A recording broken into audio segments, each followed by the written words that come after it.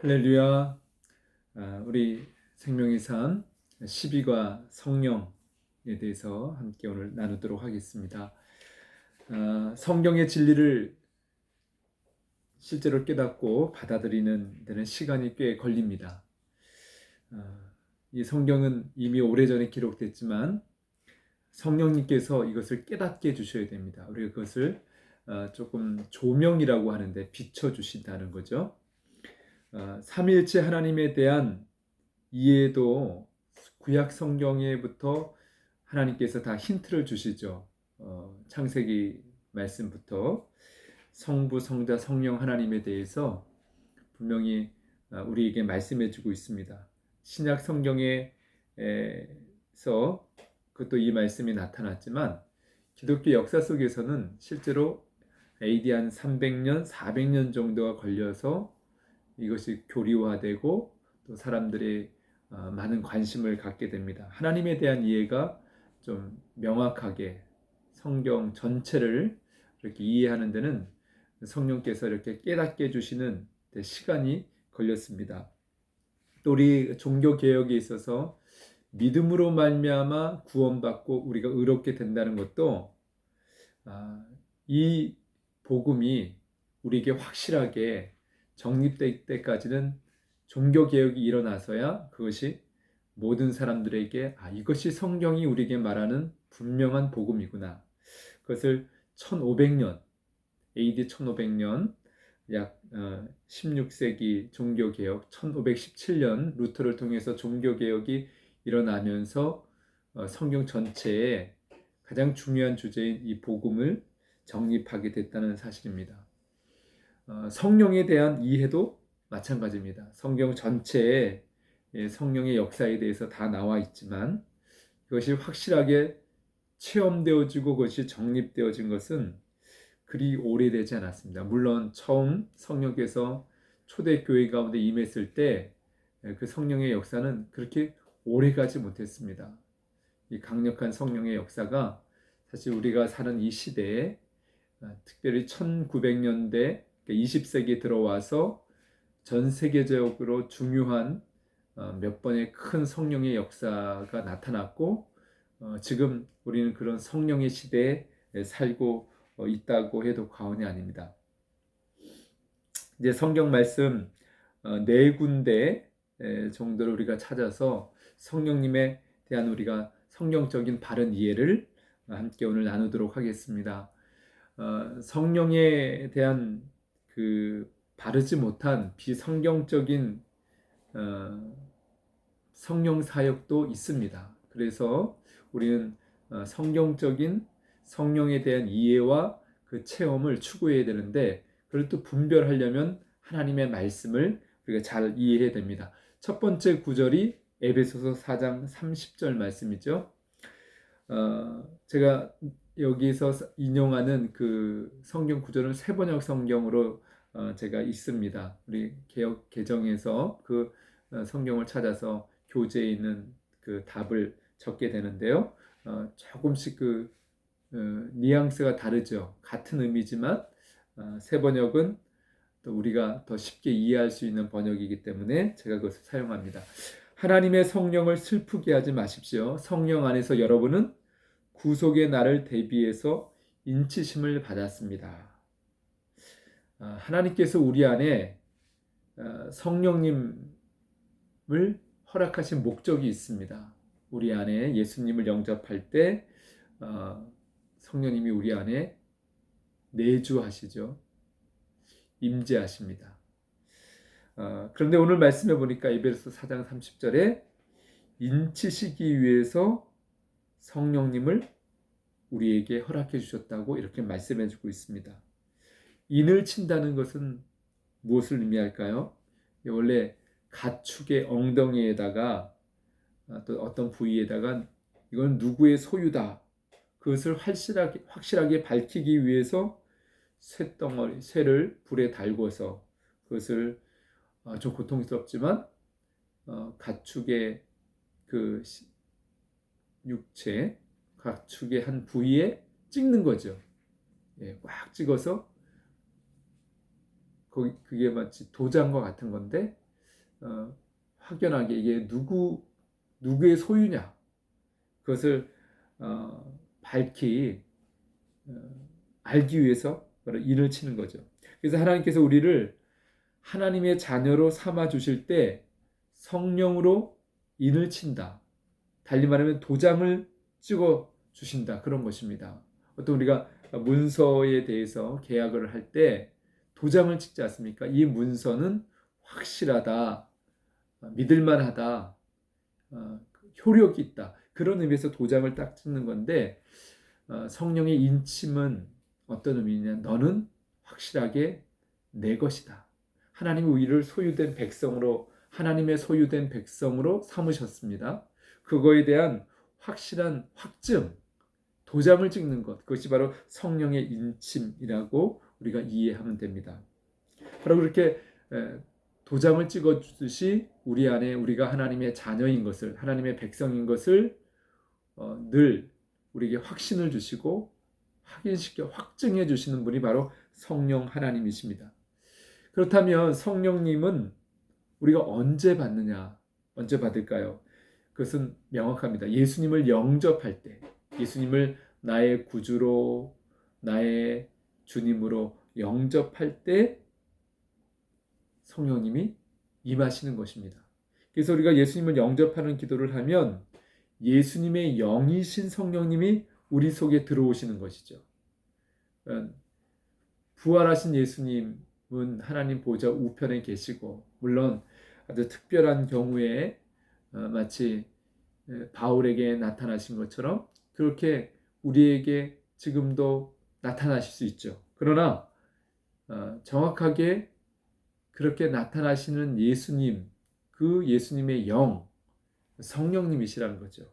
성령님을 우리 마음속에 모시게 되면 우리가 영적인 사람이 됩니다. 그 영이 다시 죽었던 영이, 죄와 허물로 죽었던 영이 다시 살아나고 우리의 삶 속에 놀라운 초월적인 능력이 생기기 시작합니다. 하나님의 능력을 경험하게 되는 것이죠. 왜? 내 안에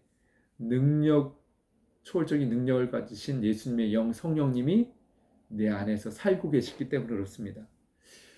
우리 영적인 존재로 다시 태어나는 것, 우리 거듭난다고 했죠. 중생 이미 배웠습니다.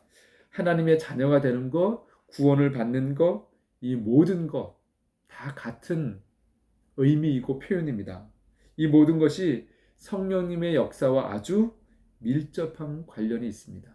성령님이 역사하시는 거죠. 성령님이 우리 안에 내주하셔서 사시게 되는 것입니다. 임재하시는 것입니다. 우리가 예수님을 믿기 전에는 악한 영의 영향을 받으면서 살았다면 이제는 성령님의 영향, 성령님이 이끄시는 대로, 성령님께서 인도하시는 대로 성령님의 역사하심의 영향을 받게 되는 것입니다. 예수님을 믿는 것을 대적하는 것이 악한 영의 역사입니다. 또 예수님을 믿지 못하도록 거부하게 하는 것도 악한 영의 역사입니다. 이런 역사가 이 땅 가운데는 너무나 많습니다. 그리고 예수님 믿고 난 다음에도 어떻게 하든지 하나님부터 멀어지고 믿음으로 살지 않도록 악한 영은 계속해서 역사합니다. 우리 안에 성령이 역사하는 것처럼 악한 영이 외부로부터 아니면 우리의 제약된 본성, 옛사람의 모습을, 그 습관을 가지고 자꾸 역사하는 것입니다. 그래서 우리의 신앙생활은 영적 싸움이라 그러지 않습니까? 그런데 우리가 예수님을 믿으면 성령님이 나와 함께 계신다. 내 안에 살고 계신다. 이것에 대한 확신을 가지셔야 됩니다. 신앙생활 하면서 우리는 넘어지고 실패할 때가 있습니다. 왜 그럴까요? 성령님의 역사를 잘 모르기 때문입니다. 믿는 사람들에게도 믿지 않은 사람들이 일어나는 삶의 그 고통과 어려움이 사실 동일하게 일어납니다. 그 사건들을 어떻게 우리가 극복하느냐, 그게 바로 성령님의 역사를 통해서 그게 선하게 극복될 수가 있고 아니면 악한 영의 영향을 받아서 완전히 무너지는 결과를 초래할 수도 있습니다. 이 기독교 신앙을 영적인 차원에서 이해하고 실제 영적으로 우리가 반응하느냐 반응하지 못하느냐, 이것이 관건입니다. 그리스도인은 성령을 받아서 삶 가운데 영적이고 초자연적인 역사를 우리가 믿고 그것을 기대해야 됩니다.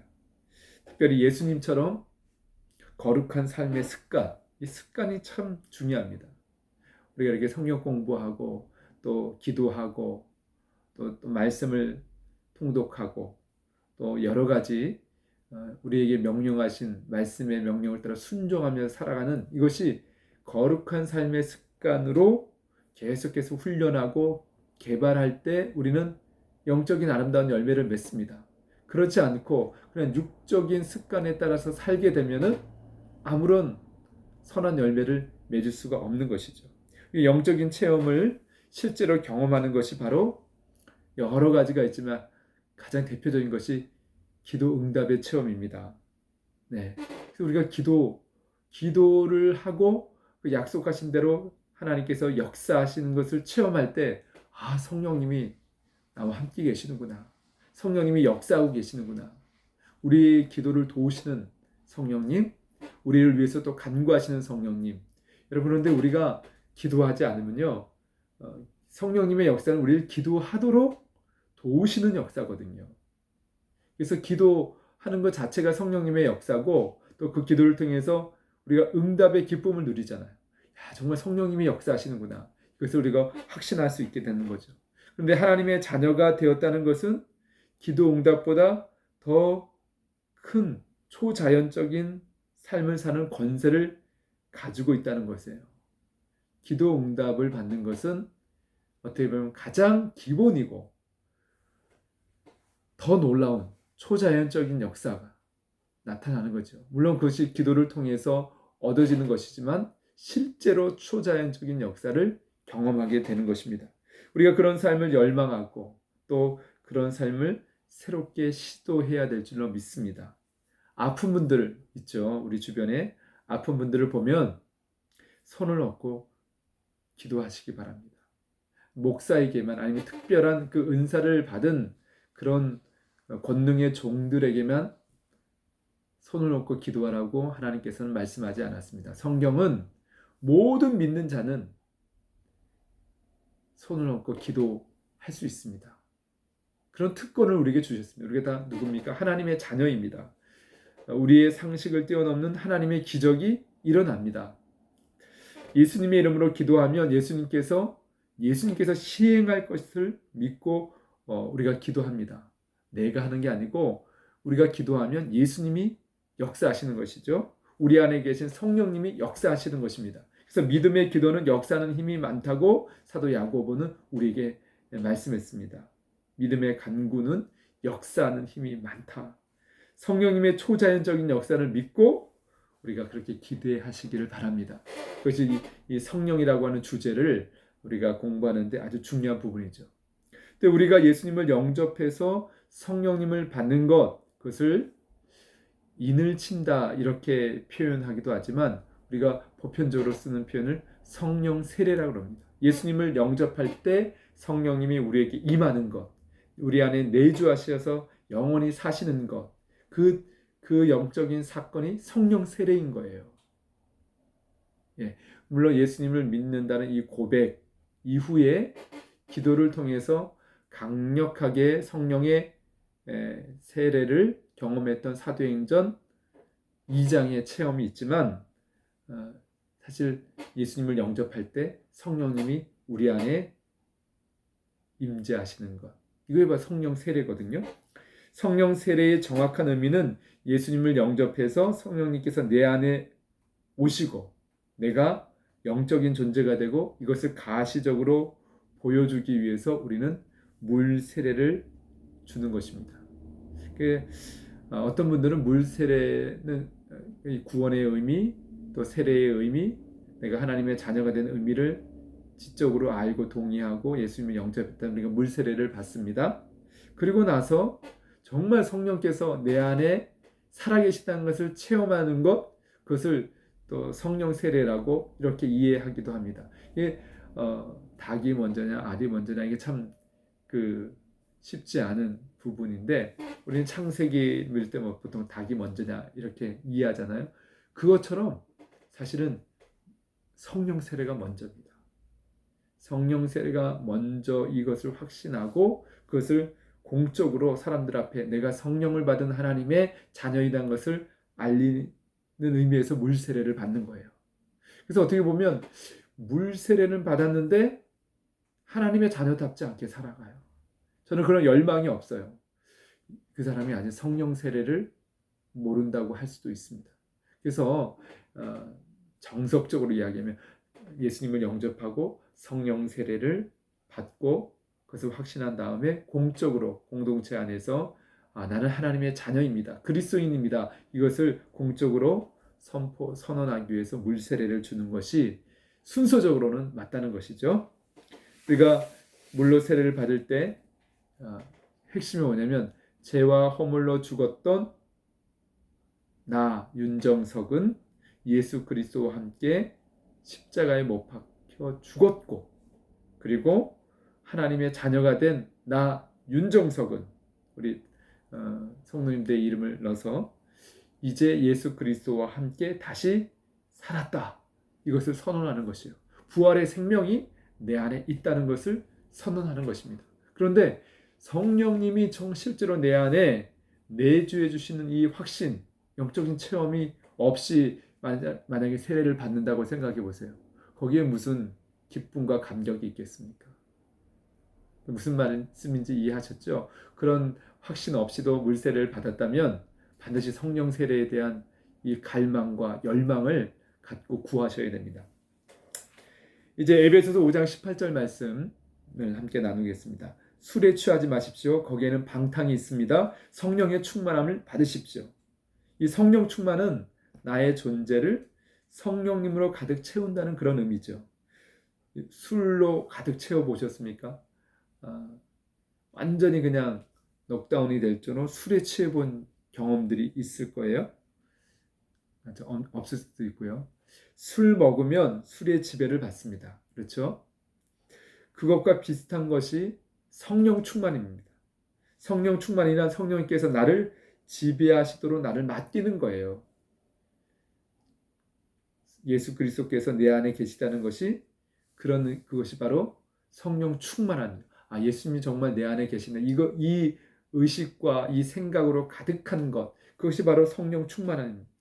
성경에서 사용하는 이 성경 원어의 동사들이 있는데 시제가 다 있거든요. 특히 헬라어 성경에 보면 현재, 과거 시제가 있는데 주목할 것은 한 번만 일어나는 그런 시제가 있어요. 한 번. 그러니까 우리가 일생을 살아가면서 한 번 경험하는 사건, 그런 의미로 사용되는 시제가 있는데 이 성령 세례도 성령 세례에 적용되는 그 동사의 시제가 바로 한 사람에게 한 번 일생에 받는 거라는 거죠. 그래서 세례는 한 번 받는 거예요. 어떤 분들이 목사님 내가 군대에서 세례를 받았는데 그때는 엉터리로 받았습니다. 제대로 받고 싶습니다. 이렇게 세례 받기를 요청하는 분들이 있는데 의미적으로는 그게 틀린 거죠. 왜? 세례는 특히 성령 세례는 평생 단 한 번 받는 것 그런 의미가 성경에 좀 가깝습니다. 물론 다른 주장을 이야기하는 성경학자들도 있습니다. 성령 세례를 어떤 그 현상, 사건으로 이해하기 때문에 강력한 성령의 그 역사를 많이 성령 세례. 그러면 우리가 신앙생활할 때 강력한 성령 세례를 여러 번 받게 되죠. 강력한 성령의 역사를 여러 번 받게 되는 거죠. 근데 그거는 성령 충만으로 이해를 우리는 하는 겁니다. 성령 세례는 내 인생 가운데 내게 임했던 그 성령님의 역사, 처음 예수님을 영접했을 때, 구원의 복음을 깨달았을 때, 그리고 그 다음 강력하게 성령님이 역사하는 것을 경험하는 것은 다 성령 충만의 사건들이죠. 그렇게 이해를 우리가 했으면 좋겠습니다. 성령 충만은 현재 진행형으로 반복해서 받는 것으로 이해하고 성령 세례는 처음 예수님을 영접했을 때 이례적으로 유일하게 받는 그 사건, 이렇게 이해하면 크게 무리가 되지 않을 것 같습니다. 그렇기 때문에 오늘 성령 충만한 삶을 살다가 내일은 성령 충만하지 못할 때도 있어요, 없어요? 있죠. 그래서 성령 충만을 받으라, 이렇게 말씀하고 있는 것입니다. 내 안에 계신 성령님은 성령 세례를 통해서 영원히 이제 떠나지 않으십니다. 그런데 계속 충만하게 성령님이 역사하도록 우리가 사모해야 된다는 것입니다. 그렇다면 어떻게 성령 충만한 삶을 살아갈 수 있을까요? 경험할 수 있을까요? 네 가지 정도로 좀 요약할 수 있습니다. 첫째는 성령님께서 우리를 충만하게 채우시기를 원한다는 사실을 믿어야 됩니다. 성령님은 우리 안에서 충만하게 역사하고 싶어 하십니다. 성령님께서는 인격이 하나님이시기 때문에 내 삶에 오셔서 나를 주도하기를 원하십니다. 나는 너를 이끌기 원하고, 너 마음대로 사는 것이 아니라 너 생각대로 사는 것이 아니라 내가 이끄는 대로 내가 너와 동행하고 너의 주가 되기 원해. 성령님도 주님이십니다. 주 성령님이시고요. 이 사실을 믿고 인정해야 됩니다. 두 번째는 마음속에 가능한 하나님께서 지적해 주신 죄를 깨끗하게 해결해야 됩니다. 자백하는 기도, 회개 기도를 드려야 되죠. 왜냐하면 하나님께서는, 성령님은 하나님이신데 거룩하신 성령 하나님께서는 죄가 있는 곳에서 역사하기 힘드십니다. 예수님도 그러셨죠. 믿음이 없는 자리에서는 예수님도 역사하기 어려웠습니다. 하나님께서는 세 번째, 나를 어떻게 인도하든지 나는 하나님의 쓰임을 받도록 순종하겠다는 이 마음이 있어야 우리가 성령 충만을 경험할 수 있습니다. 순종에 대한 결단이 있어야 되는 거예요. 그 마음이 없으면, 사모함이 없으면 성령 충만을 받기가 참 어렵습니다. 네 번째, 마지막으로 하나님께서 나를 성령으로 충만하게 채우셔서 나를 사용하실 것이라는 그 믿음이 우리를 성령 충만케 합니다. 또 그 믿음을 주시는 분이 성령님이십니다. 예. 성령 충만, 성령님께서 내 인생을 주도하는 것이 어떤 분들에게는 두려운 분들이 있습니다. 나 성령 충만 두려워. 어떻게 다 순종하며 살 수 있어? 나 그거 못해. 그 생각을 내려놓으셔야 됩니다. 성령 충만이 얼마나 놀라운 유익함과 또 아름다운 열매가 있고 내가 변화될 수 있는 정말 하나님의 역사고 방법인지, 이 긍정적인 생각을 가지셔야 돼요. 예. 순종하는 것을 두려워하는 분들이 있죠. 예. 참 사실 영적으로는 어리석은 것입니다. 저도 그런 경우들이 참 많이 있습니다. 하나님 주시는 감동대로 이거 내 건데, 내 거는요, 다 하나님의 거죠. 내가 내 거에 어디 있습니까? 근데 하나님 우리를 망하게 하시는 분이 아닙니다. 더 아름답게, 더 풍성하게 하시려고 우리에게 순종을 요구하시는 것이죠. 그래서 성령 충만을 말로는 원한다고 하면서도 실제로 원하지 않는 경우가 있습니다. 우리의 자아가 살아있어서 육체적인 욕망대로 살아야 내가 살 것 같은 그런 착각을 하는 거죠. 그러나 성령 충만을 사모하고 믿으면 하나님께서는 성령으로 충만하게 채워주시는 것이 바로 그분의 소원이기 때문에, 하나님의 성령님의 소원이기 때문에 우리는 누구나 다 성령 충만한 초자연적인 삶을 살 수가 있습니다. 그래서 우리가 기대했으면 좋겠습니다. 이제 요엘 2장 28절에서 30절 말씀. 그런 다음에 내가 모든 사람에게 나의 영을 부어주겠다. 너희 아들 딸은 예언을 하고 너희들은 꿈을 꾸고 젊은이들은 환상을 볼 것이다. 그때가 되면 종들에게까지도 남녀를 가리지 않고 나의 영을 부어주겠다. 그날에 내가 하늘과 땅의 징조를 나타내겠다. 피와 불과 연기 구름이 나타나고. 이게 요엘서 말씀인데요. 이스라엘이 멸망하기 직전, 대략 주전 BC 600년에서 700년 전의 말씀입니다. 이사야, 예레미야 에스겔 이런 비슷한 선지자들과 함께 활동했던 요엘 선지자에게 주셨던 이 약속은 누구에게나 하나님의 영을 부어주셔서 신비한 놀라운 하나님의 역사를 경험하게 해주시겠다는 약속이죠. 사도행전이 바로 그런 역사였고 지금 우리가 살고 있는 이 시대가 성령의 시대입니다. 성령님은 우리가 사모하고 열망하면 역사하시길 원하고 역사하시는 분이십니다. 어떤 분들은 신유의 은사가 있는데도 쓰지 않아서 모르고 있는 내가 신유의 은사가 있었던가 까맣게 잊어버리는 분도 있습니다. 예언의 은사 있죠. 그것이 있는데도 개발하지 않고 쓰지 않아서 전혀 이제는 예언의 인사가 있었어? 전혀 감이 없는 그런 분도 있습니다. 기독교의 영적인 체험이 무시되어 있기 때문에 신앙생활이 사실은 이 활력이 없고 재미도 없고 영적인 힘을 경험할 수 없게 되는 거죠. 지금도 사도행전의 역사가 동일하게 또는 그 이상으로 지금도 일어나고 있습니다. 믿음의 눈을 들고 물론 좀 분별해야 되겠지만 정말 이게 성령의 역사인지 때로는 악한 영도 비슷하게 그렇게 기적이라든지 신비로운 일들을 행할 때가 있거든요. 그래서 분별이 필요합니다.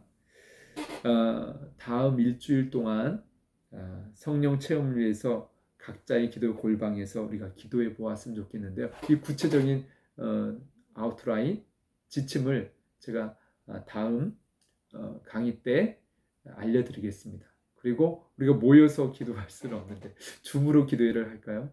하여튼 먼저는 각자 골방에서 그 지침을 가지고 기도하는 시간을 최소 30분, 좀 넉넉히는 1시간 그렇게 성령님 내가 체험하고 싶습니다. 실제로 그런 기도를 우리가 한번 시도해 보면 좋겠습니다.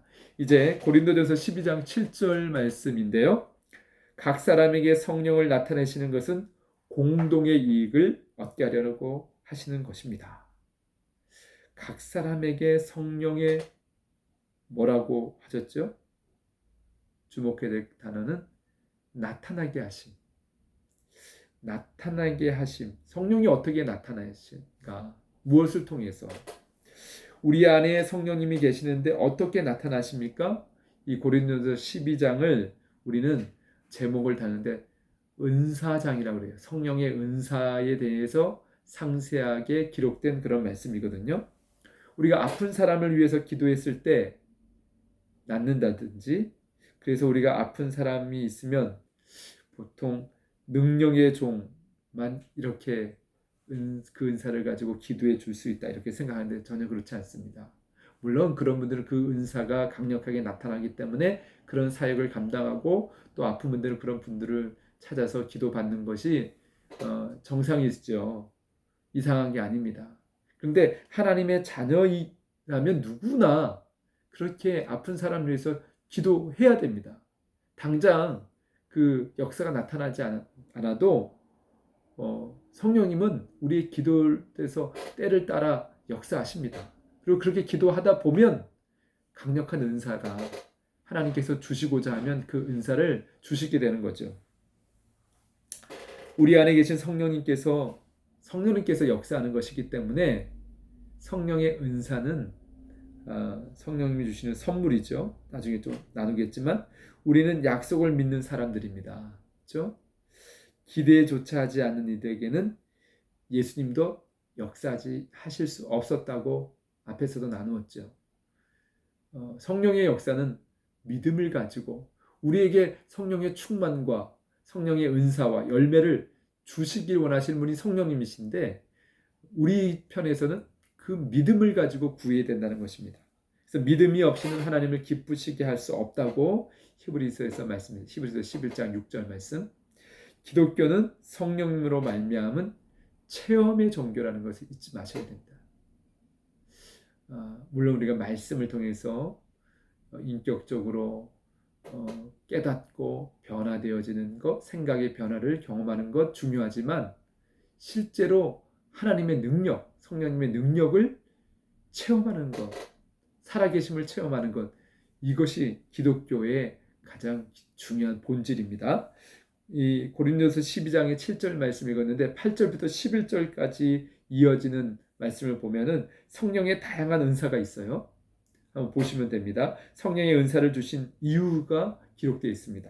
바로 뭐냐면 오늘 우리가 7절에 있는 것처럼 공동의 이익, 공동의 선, 또 우리가 개역개정 우리 성경에는 유익을 주기 위해서, 무슨 유익이냐?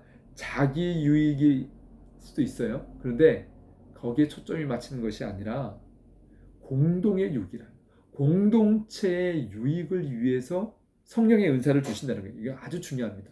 서로를 도우라는 것입니다. 연약한 성도들, 성령의 은사가 필요한 이들을 위해서 서로 사용하는 것입니다. 서로를 위해서, 내 자신의 욕심을 채우기 위해서, 자기만의 유익을 위해서 성령의 은사가 필요한 것이 아니라 성령의 은사를 주시는 궁극적인 목적, 그것은 공동체를 유익하게 하기 위해서예요. 이게 성령의 역사와 악령의 역사가 다른 것입니다. 그래서 은사 중에 방언이 제일 마지막에 있어요. 제일 중요해서가 아니라 이건 중요한 순서대로죠. 지혜의 말씀의 은사, 그렇죠? 하나님의 말씀을 바르게 깨닫고 전하는 것, 그게 성령께서 은사로 선물로 주셔야 되는 건데 그게 바로 공동체를 위한 유익이죠. 근데 마지막 이 방언의 은사 같은 경우는 공동체에 필요 없는 것은 아니지만 성령님이 역사하고 계시다고 하는 증거이기 때문에, 그런데 방언의 은사는 자기 자신만을 위해서 주신 것이죠. 이렇게 기도, 물론 그것이 중보 기도인 경우에는 또 공동의 유익을 위한 것이지만, 성령의 은사를 받고도 우리가 주목할 것은 자기를 드러내기 위해서, 또 하나님보다 사람에게 집중되는 것은 성령의 은사를 주시는 목적과는 거리가 먼 것입니다. 하나님께서 그 은사를 그래서 거두어 가실 때가 있습니다. 왜? 성령의 은사를 주신 그 목적대로 사용하지 않았기 때문에. 왜 성령의 은사를 주시느냐? 성령의 나타내심과 또 공동체의 유익을 위해서 사용해야 된다는 것입니다. 성령의 은사를 주신 목적, 공동의 이익, 모든 사람에게 유익함을 주기 위한 것이에요. 나를 드러내고 나를 자랑하고 내 유익을 구하기 위해서 성령의 은사를 사모하는 것은 잘못된 것입니다. 그러므로 성령의 은사는 공동체를 아름답게 세우기 위한 하나님께서 주시는 선물이란 것이죠. 성령의 은사는 특정한 사람들에게만 주시는 것이 아니에요. 성령의 은사는 말 그대로 은혜의 선물입니다. 성령님의 뜻대로 각 사람에게 나눠주시는 것이죠. 물론 사모하는 자에게 그걸 주실 수도 있어요. 근데 어떤 사람에게는 사모해도 주시지 않아요. 왜 그럴까? 아마 오늘 말씀대로 자기의 유익을 위해서 쓰려고 한 사람에게는 주시지 않는다는 거예요. 주셔도 계속 자기 유익만을 위해서 사용하려고 하면 하나님께서 거두고 가시는 거죠. 이해하셨죠? 또한 성령님의 뜻대로 각 사람이 나눠주시는 것이기 때문에 하나님께서 우리를 어떤 길로 쓰실지 우리는 잘 모릅니다. 성령님께서 주권을 가지고 계셔요. 주실 수도 있고 안 주실 수도 있고. 그런데 우리는 내게 꼭 필요한 은사를 주신다. 그것을 기대하면서 구해야 할 필요가 있습니다. 은사는 구하는 것입니다.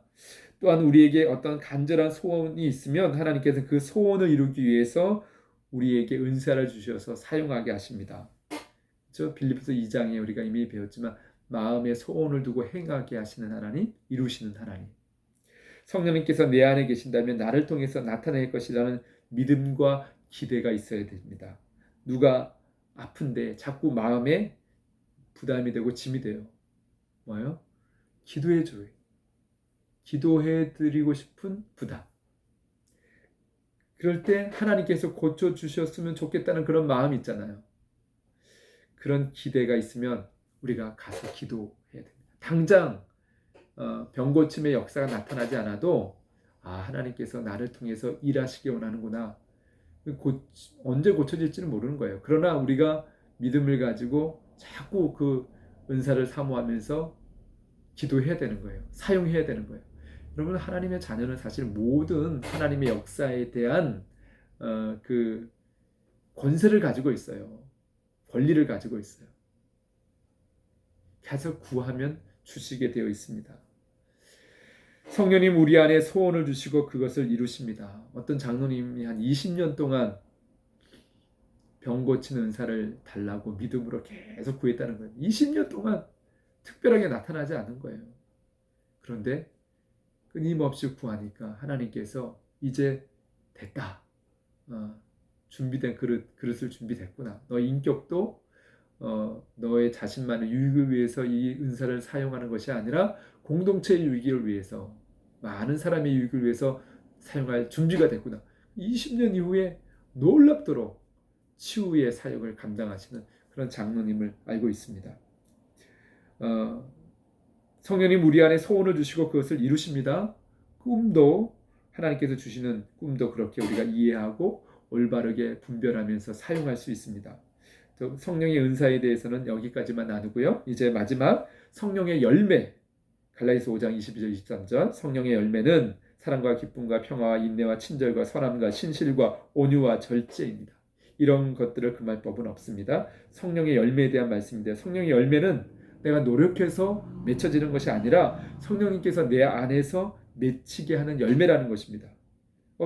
우리가 어떤 사람과 싸우러 갈 때 하나님 이 온유한 열매를 주시옵소서, 또 인내하게 주시옵소서, 그렇게 기도하면 이건 예전 같으면 그냥 한바탕 싸우고 헤어질 상황인데 온유한 마음을 주시는 거예요.